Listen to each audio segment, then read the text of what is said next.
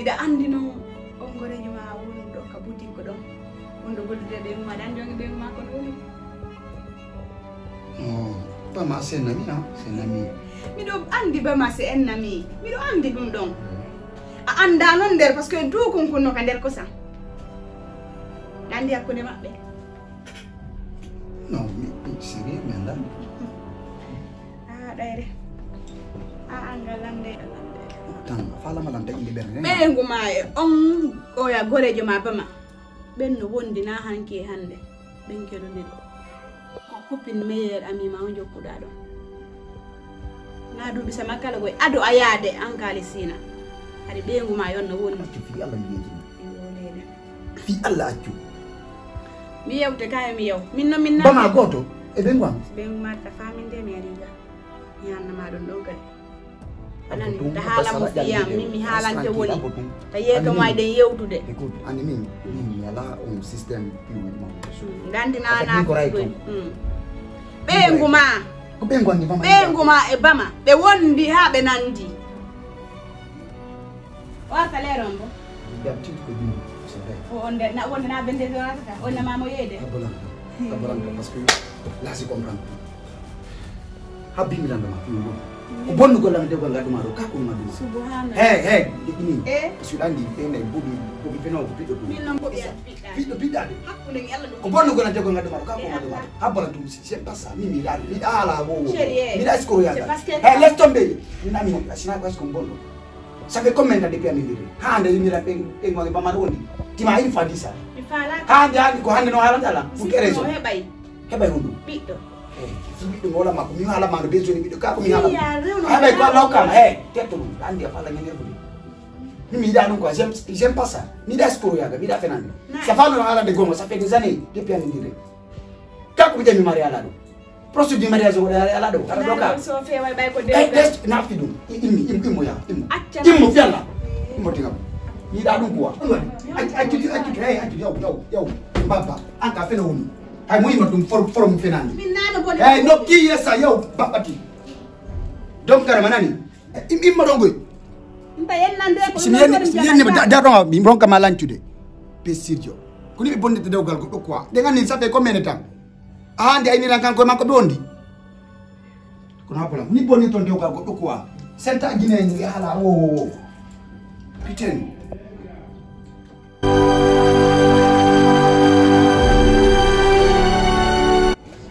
pas question na fi ga décision ma dum dama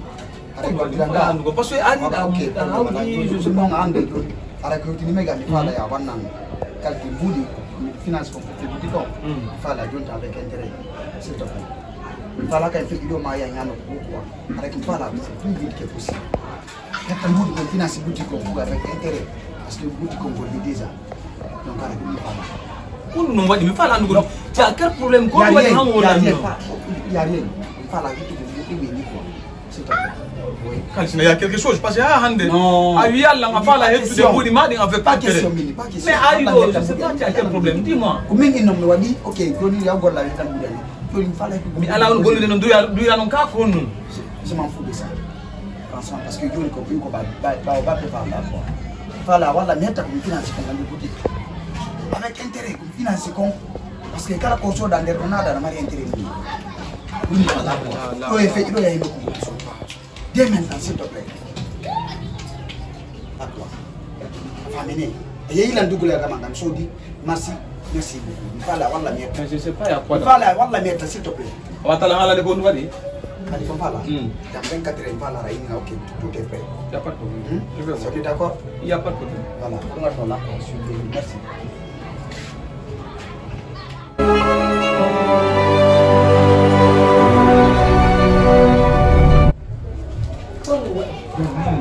je ne comprends rien. Je ne comprends rien, wallah. En fait, modi ma tawila kasu. Tawila kasu. Ya on kamangande. O yayi kasu. O ni la ko fala hettu gol. Ciawdi makko din avec intérêt. O hette jawdi makko, jaade makko. Intérêt ko yeeda. Boutique ko fala hettu kala ko finance nder ka avec intérêt. Je sais pas. Na kanko wuti boutique ko o kanko wuti boutique lo. Kanko woni lo de loyer do kanko charge boutique on fop dimbu non ko fala hettugol avec intérêt jon non mi landike mo ko hondu wadi hammironki ala ko mi yewtale mo mais o ha nan lawo ko dum mo fala je sais pas solution on wadde joni parce que min non do satti quoi lu wo wadi ya ina tambu ala ko mi landaki il m'a pas dit wallahi ala ko wala o ditana ma gadi no nan ni jam ko mais non ko solution on do wadde lo joni ndi ko ndé wadde abo mi jeng buudi ya de etali dona a jonta moy na ko buudi makko dum anani solution anda bi wije mo buudi anda na tali ko joni ta moy na ko buudi makko ka sanya ngai wacce na mai nder bukati anani bus on no mari buudi modi mi jon na mana a joni ta moy na ko dum do ka sana bi buudi a joni mo andi joni ko sobe jokkuda munyoto mi ho laaki da andi kam buudi kadi awa ta jide buudi on din som don foko ko finance do fop mi andi som ko finance ko no duri avec intérêt kadi sa yetti din fo do juude makko e ngani kadi joni timo o fama yare na solution non mi giti don nyande din do manki o yer dum do manki o e ngani kadi joni timo yer dum non kadi andi est-ce que tu veux comprendre bujje mo mbudi ala junde mo mbudi makko din kadi o fama kadi ko nyeti mbudi mi giti mo ja ala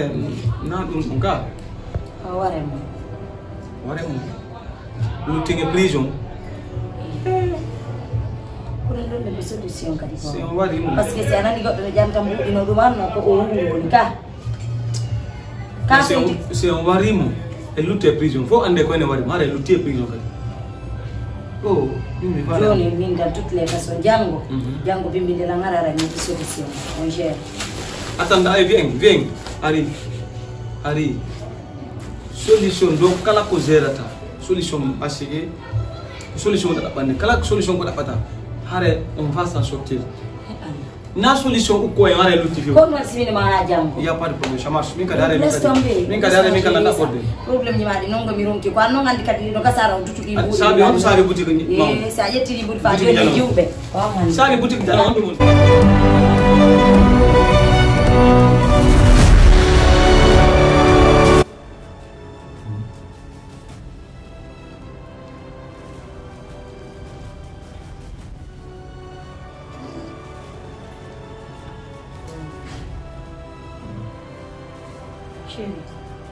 Chéri.